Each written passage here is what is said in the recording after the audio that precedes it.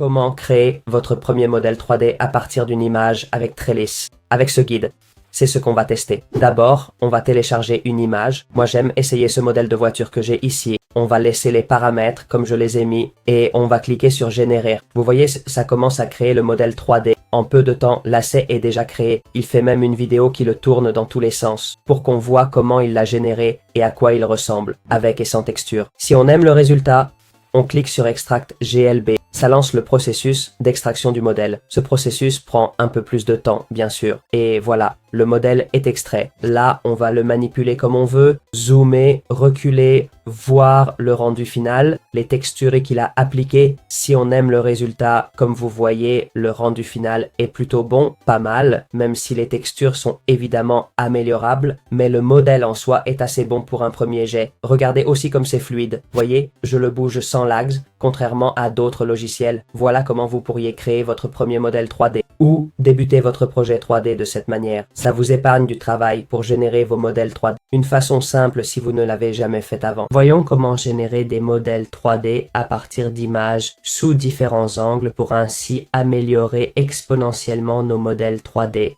Pour cela, dans Trellis, nous allons entrer dans la section multi-images, puis cliquer sur placer les images et les positionner. J'ai sélectionné 3 fichiers spécifiques qu'il va traiter. Voici les différents angles que j'ai d'un labrador et aussi avec différentes postures, d'accord? Maintenant, nous allons générer ce modèle à partir de ces 3 photos. On ajuste tout, on clique sur générer et ça commence. L'intérêt de le faire avec 3 images, c'est quoi? C'est qu'on peut être bien plus précis dans la création des modèles car on lui montre le chien sous tous les angles et voilà, il a déjà généré ce premier croquis et modèle. On aime le résultat. On va cliquer sur extraire GNB, ça va commencer le traitement et générer le modèle en GLB. Voilà, c'est parti. Regardez, on a le GLB avec la texture intégrée et c'est super précis. Voyez les pattes, la queue. C'est pas parfait, mais améliorable. Une photo montre la langue,